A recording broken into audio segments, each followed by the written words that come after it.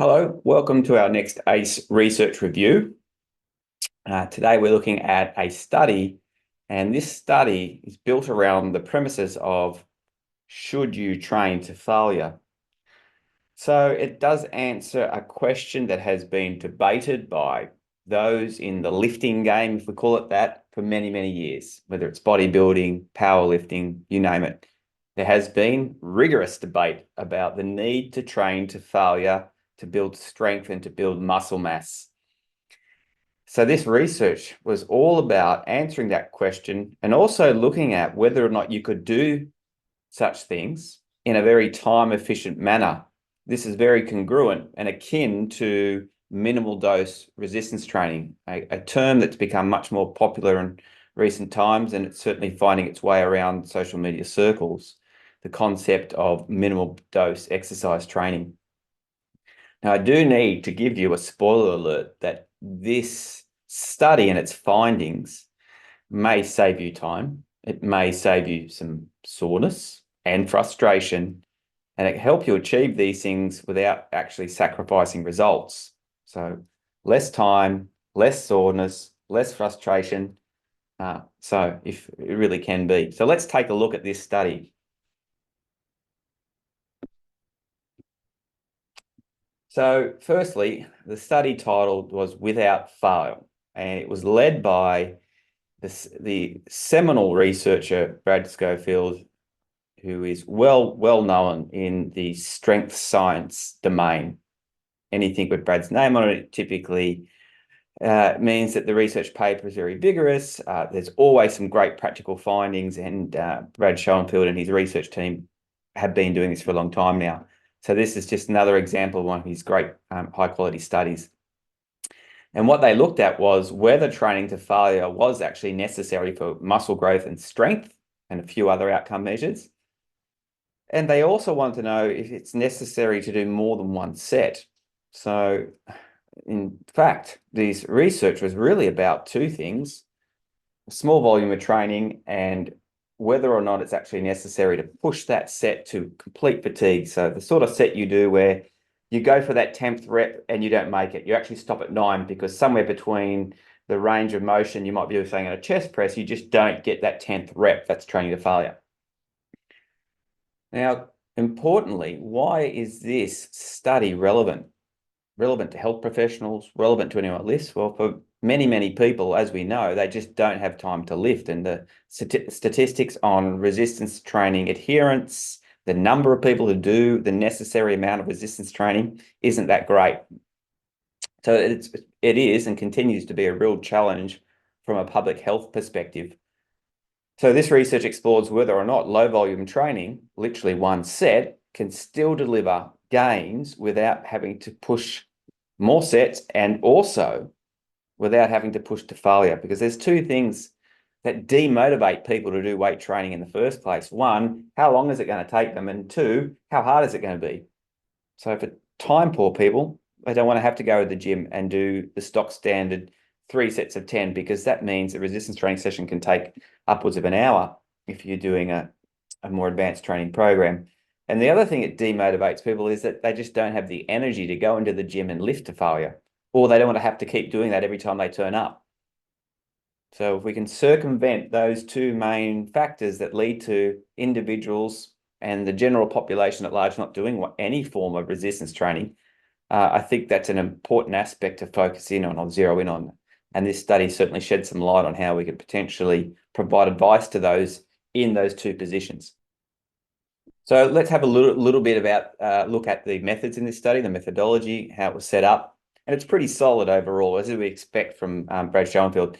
So a total of 42 resistance trained. Let's make a very, very important point up front. These were not newbies. These were individuals who had had resistance training experience. So as we all know about the ceiling effect, that if you put a beginner on any program and do just about anything with a beginner, you're likely to see some improvement. So this was not a group of newbies. This was a group of individuals with resistance training experience. So that's really, really important to know. So they were men and women, and they were split into two groups. The researchers looked at the outcome measures, including 1 RM bench press and squat strength, so real classic measures of strength, They looked at muscle thickness, and you can see an image on the slide there. We can see what that looks like. Muscle thickness measured by ultrasound, in this case, and that's what it looks like to get your muscle thickness measured by ultrasound. It's a way of determining whether or not there's actually been some muscle growth. They looked at muscle endurance and muscle power through a vertical jump height, and also the resting reps in reserve estimation accuracy. So that's important because for a lot of people, they're not familiar with the reps in reserve method. You might not be familiar with it. And that's why I've put an image of it here. If you haven't heard of reps in reserve, it's a subjective scale that you use to rate how difficult a set was. A little bit like the classic rating of perceived exertion scale. However, this works a little bit differently in that when you look at this scale, you identify how many more reps you could have performed. So I do a set. My target is 10 reps. I finished 10 reps, and I asked myself, with the weight that I use, could I have done another 2 reps of good form? If the answer is yes, then I'm at 2 RIR. If I could have done 3 or more, then I'm not at 2 RIR. And in this study, this is important. When they split this cohort of 42 trained men and women up, half of them did train to failure, which means making sure that last rep they failed, versus the other group who did a set where they had kept 2 reps in the tank, 2 RIR, could perform 2 more reps with the weight they used. So they did this program twice a week. Remember, just one set of 9 different exercises, and they did that for a total of 8 weeks. All sets were completed within 8 to 12 rep range. So they were working between 8 to 12 rep range. They were supervised. They were done on a mixture of machines and free weights. So just for those of you who are interested in that sort of detail. So a mixture of machine and free weights. And what you'll see now is a short video of one of the participants in the study doing a set on the chest press machine, doing and demonstrating a 2 reps in reserve effort. So it's useful for you to see this. If you're not familiar with the concept of reps in reserve, just pay attention to the cadence and how that cadence starts to slow down as the individual approaches their 2 RIR. Okay, so what did the researchers find? Well, both groups got stronger. That's right. The group that trained to failure and the group who trained at 2 reps in reserve, remember only doing 1 set twice a week, both got stronger. Now, remember, these weren't noob gains. These are people who have already been on a resistance training program. So for them, coming back to 1 set would be form of basically a deload.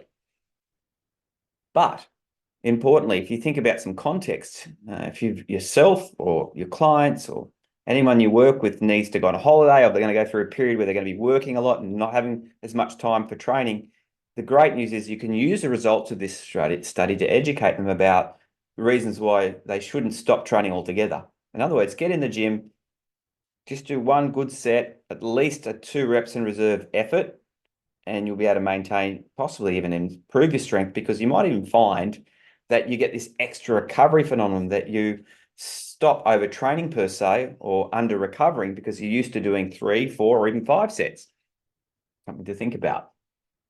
What else did the researchers observe? So both groups gained muscle. That's right. With 1 set, they both gained some muscle mass or muscle thickness measured by ultrasound.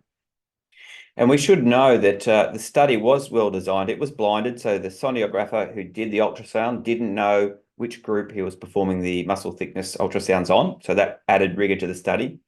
That the participants were controlled, or they monitored their food intake. They monitored a whole bunch of things to make sure that these results weren't caused by other factors that they didn't know about, or the participants didn't tell them about. So it just added rigor to the study design. So they got stronger. They both put on muscle mass, although the group that trained to failure did put on a little bit more muscle mass. And you can see that on the graph here, where red denotes the trained to failure group and blue denotes the groups that trained at the 2 RIR.